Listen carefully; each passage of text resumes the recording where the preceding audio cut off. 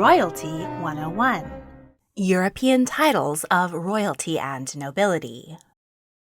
Thank you to Heyday for sponsoring this video.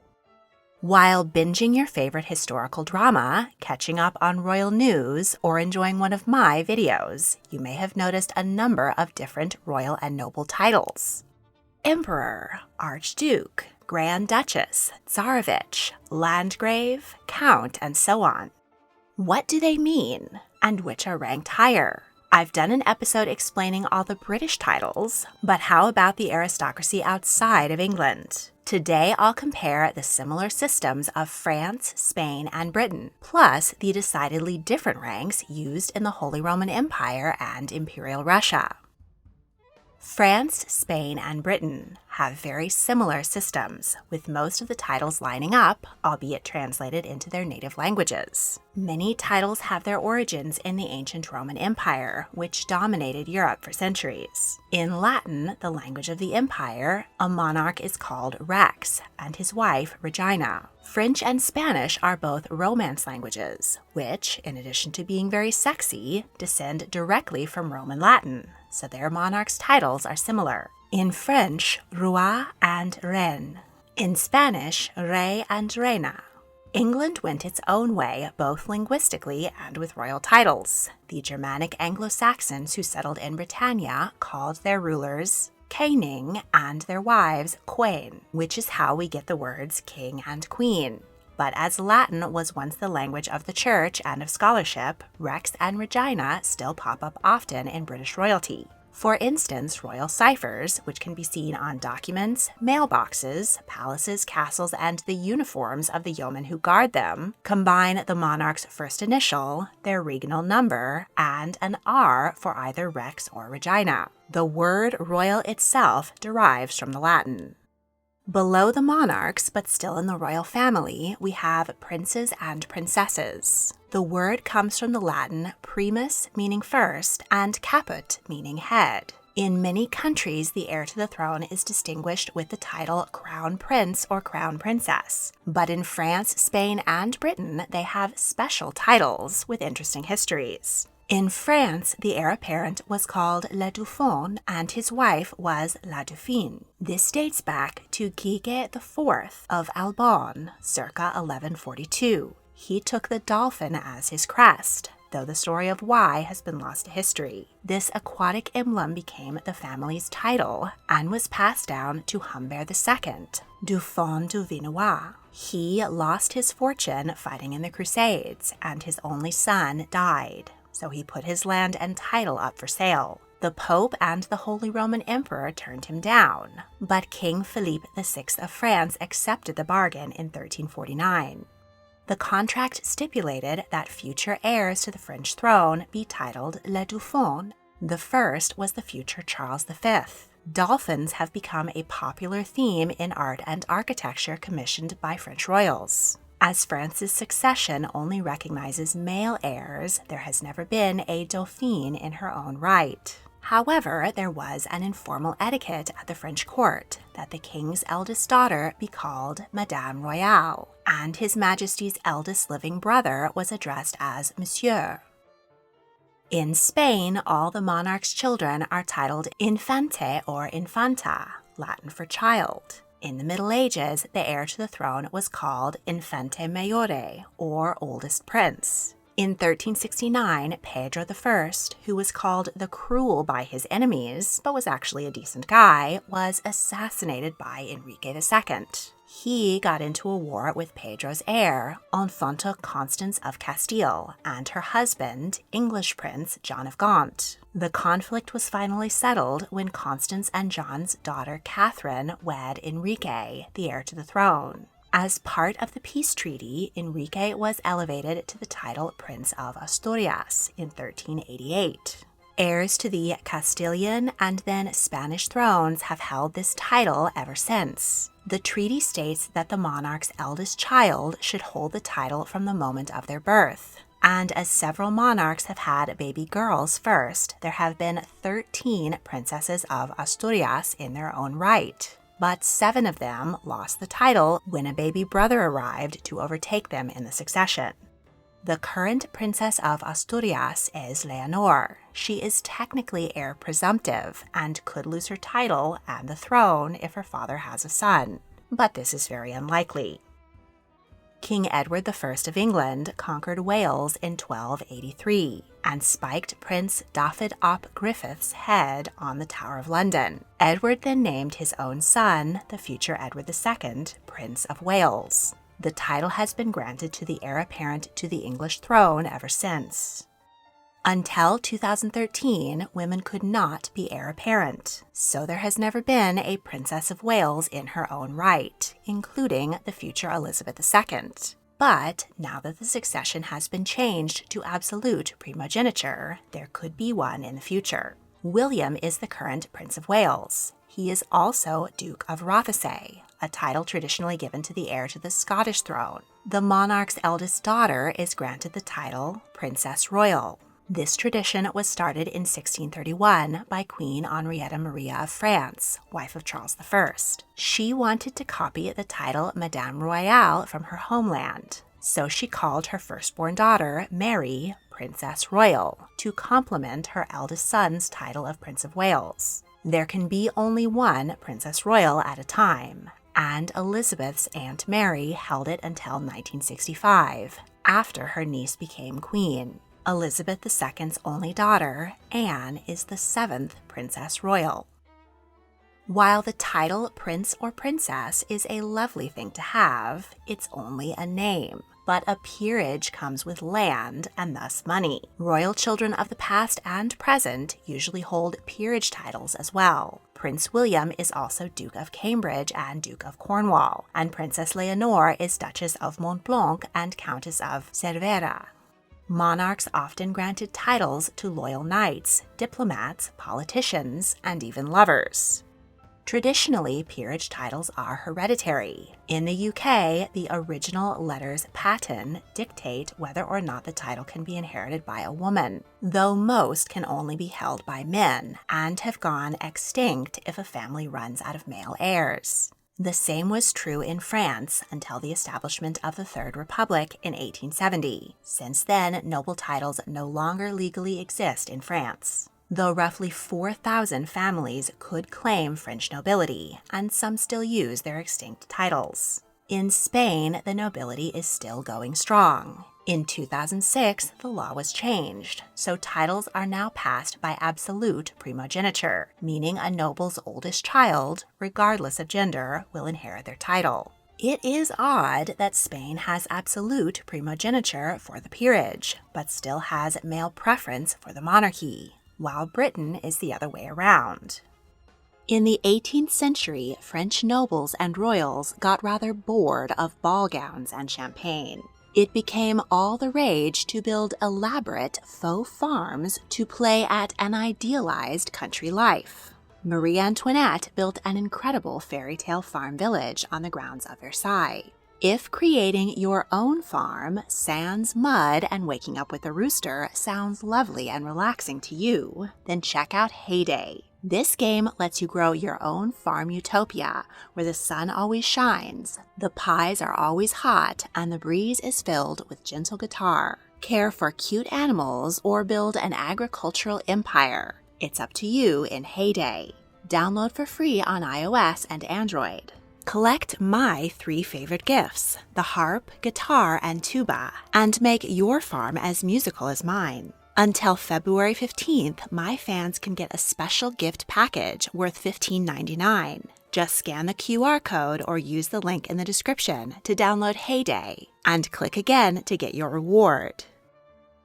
And now back to history. The 5 noble titles are nearly identical in Britain, France, and Spain. The highest rank is Duke or Duchess in Britain, Duc and Duchesse in French, and Duque and Duquesa in Spain. It comes from the Latin dux, meaning leader, and was the title of military commanders in the Roman provinces, particularly Western Europe, which explains why the word commands such respect there. This highest peerage title is most often granted to members of the royal family, and many modern ducal families descend from royalty. Next is Marquis and Marchioness in Britain, Marquis and Marquise in France, Marquis and Marquesas in Spain. The term comes from the Old French title marchio, meaning noblemen who guarded the marshes or the borderlands. The third rank is the only one where we see some title difference. France has comte and comtesse, Spain conde and condesa. This derives from the Latin comes, meaning companion or attendant, and refers to someone who is delegated to an area to represent the monarch. The title is often translated to count in English, and the area a count rules over is called a county. In Britain, there are countesses, but they are married to earls. This is because many of the titles were introduced to England by William the Conqueror, Duke of Normandy. But the Anglo-Saxons already had kings, queens, and earls, so William incorporated those already honored titles into his new nobility system. He made the existing earls equal to counts, and gave their wives the title of countess. Rank number 4 is Viscount and Viscountess in Britain, Vicomte and Vicomtesse in France, Visconde and Viscondessa in Spain. It comes from the Latin vice, meaning deputy. Viscounts were often the lieutenant of the counts. The 5th and lowest rank of the peerage is a baron or baroness in Britain, baron and baronne in France, baron and baronessa in Spain. Baro means a man in Latin, and a baron was a generic term for any of the king's men, regardless of their rank. But as monarchs raised their cronies to higher ranks in the aristocracy, barons were shunted to the bottom. There are a few more titles of honor which fall below the peerage. In Britain, there are baronets, which were created in 1611 by King James I as a cash grab. The cost of a baronetcy was £1,095, about $250,000 today. A much older and more honorable title is a knight in Britain, chevalier in France, and caballero in Spain. These titles were once granted to the monarch's loyal mounted warriors, and with them came lands and castles to command.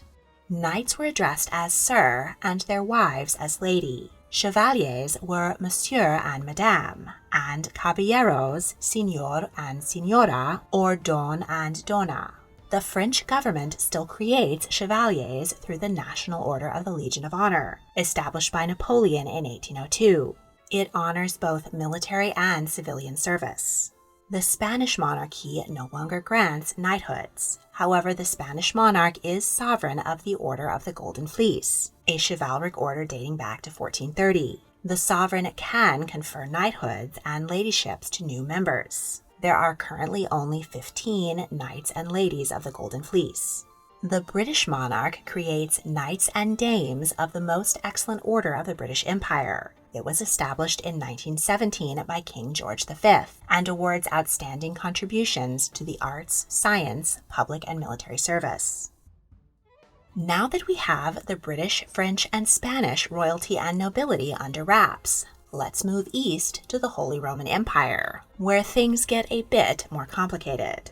Emperors ruled over massive swathes of Europe, with many different cultural and political traditions. And over the course of its 1,000-year existence, the empire's geography changed constantly, with some families falling out of power and others on the rise. So, the noble titles we find here don't always fit neatly into a streamlined hierarchy.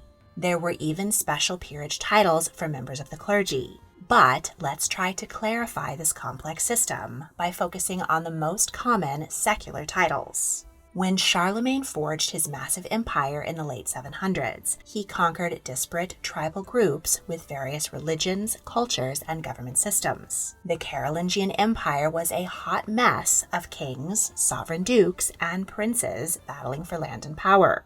Charlemagne himself was king of the Franks by birthright and king of the Lombards by conquest. On Christmas Day, 800, he had the Pope crown him Emperor of the Romans. This title comes from the Latin imperator, meaning a person who rules over many states. In German, the title is Kaiser, from the Roman ruler Caesar. Charlemagne did apply some order to his underlings by dividing up his vast territory into a few hundred counties. Each was managed by a count, who was responsible for enforcing the emperor's laws, administering justice, drafting soldiers, collecting taxes, and maintaining roads and bridges. After Charlemagne's death, his empire was divided up between his descendants and fell apart. But the kings and dukes were under constant threat from the Vikings and Magyars, so they decided it would be useful to have a single central leader who could organize the army to defend their lands. Germanic tribes had a long history of electing their own leaders, so a group of powerful nobles got together to elect Lothair III as King of the Germans in 1125. From then on, whenever an emperor died, the prince-electors gathered to vote for a new king of the Germans. It was then up to him to travel to Rome and have the Pope crown him Holy Roman Emperor. Most made it, a few did not. Many emperors bribed and cajoled the electors to pick their son and keep the throne in the family, but the princes frequently veered to the left and launched new dynasties. Initially, many princes claimed the right to a vote. However, the Golden Bull of 1356 restricted the Electoral College to just 7 prince-electors. 3 were ecclesiastical, the archbishops of Mainz, Trier, and Cologne, and 4 were secular, the King of Bohemia, the Count Palatina of the Rhine, the Duke of Saxony, and the Margrave of Brandenburg. You'll notice that all of these electors have different titles within the noble hierarchy. Their status as prince-electors was separate from their hereditary territorial titles, but they did enjoy special privileges. By the 1600s, power had shifted. The Count Palatina of the Rhine was removed, and the King of Bavaria and Duke of Hanover were added. In 1714, George, Prince-Elector of Hanover, became King of Great Britain. So from then until 1806, the King of Great Britain got to vote for who would be Holy Roman Emperor. But by then, the throne was solidly controlled by the Habsburg dynasty anyway. Back in the 1300s, the Habsburg family, sovereign dukes of Austria, were gaining power and wealth. They were sore that the Golden Bull had cut them out of the College of Electors. So they came up with a new title which would put them at the same exalted level as the Prince-Electors. They used the hybrid title Archduke. It derived from Bruno the Great, who was both Archbishop of Cologne and Duke of Lotharingia in the 900s. In 1452, Habsburg Frederick III was elected King of the Germans and got his coronation to become emperor. But after several centuries of conflict with the papacy, his great-grandson, Ferdinand I, simply declared himself emperor. From then on, emperors no longer needed to grovel to the Pope to get their crown. The Habsburgs occupied the imperial throne for 350 years. They granted their children and siblings the title Archduke or Archduchess of Austria, much like Prince and Princess is used in a kingdom, but an Archduke was on the same level as a king, just to rub in their imperial superiority. King Felipe II of Spain was the son of Emperor Charles V, so he held the title Archduke of Austria. It was passed down the line of Spanish kings, so today King Felipe VI is technically also an Archduke of Austria. In 1495, Maximilian I reformed the empire and streamlined the tangled knot of noble titles. He designated 3 tiers of nobility: the high nobility, the territorial nobility, and the imperial knighthood. The high nobility consisted of houses which ruled sovereign states within the empire. They were royalty, and the heads of the families were addressed as Majesty or Highness. They were kings of Bavaria, Hanover, Prussia, Saxony, and Württemberg, Grand Dukes of Baden, Hesse and by Rhine, Luxembourg, Mecklenburg-Schwerin, Mecklenburg-Strelitz, Oldenburg, and Saxe-Weimar-Eisenach, reigning dukes of Anhalt, Brunswick, Schleswig-Holstein, Nassau, Saxe-Altenburg, Saxe-Coburg and Gotha, and Saxe-Meiningen, and reigning princes of Hohenzollern-Hechingen, Hohenzollern-Sigmaringen, Liechtenstein, Lippe, Reuss, Schomburg-Lippe, Schwarzburg, and Waldeck-Pyrmont. Next are landgraves and margraves. These titles combined the words land and Marsch, or borderland, with Graf, the German word for count. These nobles often controlled their own territory and were subject only to the emperor. In the Middle Ages, there were other, even more geographically specific kinds of counts, including burgraves, or castle counts, altgraves, or old counts, waldgraves, or forest counts, ruhrgraves, or mountain counts, and rhinegraves, or river counts. But these fell out of fashion over time. Equal in rank was the Count Palatina, or Count of the Palace. This title dates back to ancient Rome and originally referred to a noble who was part of the imperial household. All three of these ranks were superior to the ordinary count. This rank was bisected into high and low nobility. Only counts who held large tracts of land and had a seat on the imperial diet, the legislature of the empire, made the cut to high nobility. The rest were part of the territorial nobility. Also in this rank are barons, and in the third and lowest rank of the nobility are those with imperial knighthoods. Unlike in Britain, where noble titles can be held only by one person at a time, German titles were inherited by all male-line descendants of a noble. So there were a lot of people prancing around with titles, though only the head of the family actually wielded power. The word von, meaning of, appearing in someone's name is an indication that they descend from German nobility, i.e. Sophie von Bavaria or Diane von Fürstenberg. Napoleon destroyed the Holy Roman Empire in 1806, but the nobility held on to their titles and lands. Though the Habsburgs had lost the Holy Roman Empire, they held on to their title Archduke of Austria and upgraded themselves to emperors of the short-lived Austrian Empire. In 1866, Germany unified under Prussian King, now Emperor, Wilhelm I. His chancellor, Otto von Bismarck, expanded his own political base by granting many Nouveau Riche industrialists the title of Baron. The same thing happened in Austria, where the 5 Rothschild brothers were honored with the hereditary title of Baron. After losing World War I, both the German and Austrian empires collapsed. In 1919, all German and Austrian noble titles were abolished. However, the families who passed these titles and castles down for generations have not forgotten, and many still use their titles socially. There are still 2 noble titles of the Holy Roman Empire which exist legally today, the Grand Duke of Luxembourg and the Sovereign Prince of Liechtenstein.